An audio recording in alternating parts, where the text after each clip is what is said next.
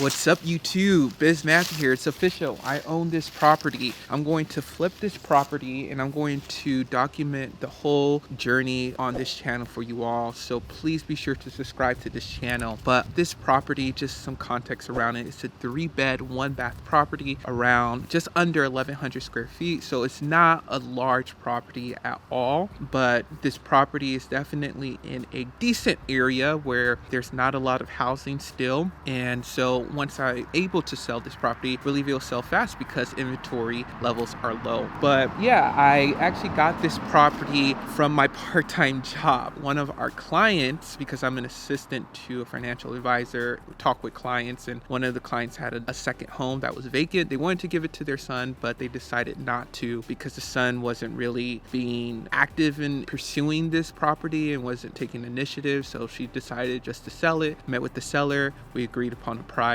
and now I've officially closed on this property actually today. And so that's how I got this property. I talked and reached out to different contractors, and now it seems like I'm going more towards one contractor. And so we have the budget, we have the rehab, the scope of work done. Now we just need to determine how I'm going to pay them and how often I'm going to pay them so we can sign the papers and start renovation on this property. So they're estimating it's going to take about 6 weeks, which is fine because honestly this property is structurally great. Foundation is good, roof is less than 5 years, like the structure is fine and things of that nature. It has a good crawl space that you can go in and fix. But on this property, I'm not going to do much to the exterior, maybe change the color of the shutters and paint the concrete slab crawl space area. I'm going to bring the camera inside to show you all how this property looks inside currently and how it will look afterwards after everything is done. And so just to show you all the before and after,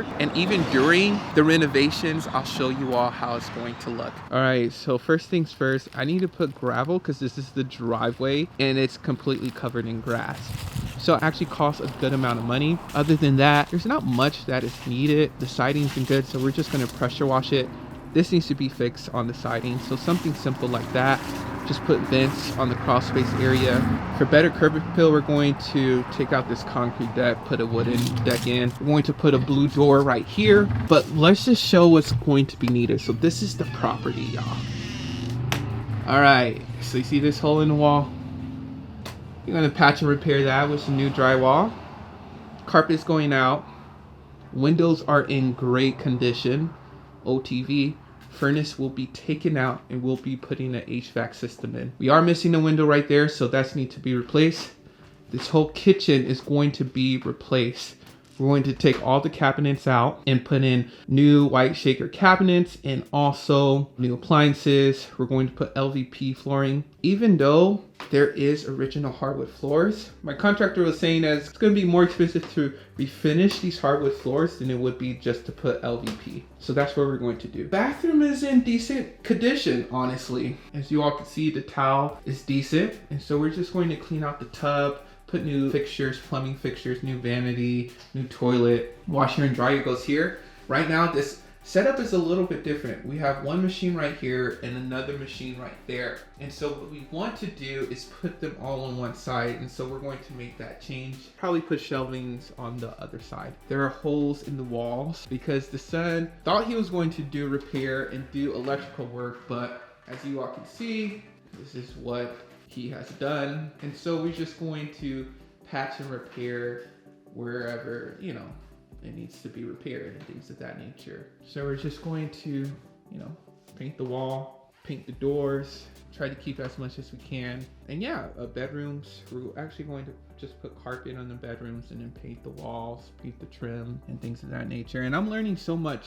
So about renovations and things of that nature, I'll talk a little bit more about pricing in this video, but this is essentially the property. All right, you all, so hope you guys like my background, the wallpaper. I just want to speak about the pricing and the different things that I have projected for this property. So number one, how much did I get this property for? So I got this property for $60,000, which is a great price. How did I find this property? I found this property, as I explained earlier in this video, just from work. And now negotiation, how did that work? So I spoke with the seller and I met with them and they wanted estimate anywhere between 60 and 70,000. I offered them 50,000. And then as we talked along, I was like, okay, I can do 60,000, but that's the max I can go. And then once they were able to think about it and ponder it, I let them know, hey, you know, you may be able to get more with a realtor if you list this just as is. And I said, hey, I'm going to follow up with you in a couple of days and you can let me know what you're thinking. Followed up with her and she said, hey, I just want to go with you. I want to make this process simple and I don't want to just, you know, have to deal with that. And so we agreed upon 60,000. We signed the agreement early October and now it's October 31st and we just closed on the property. I was able to close within 30 days or so from signing that agreement with her. Now I got a hard money loan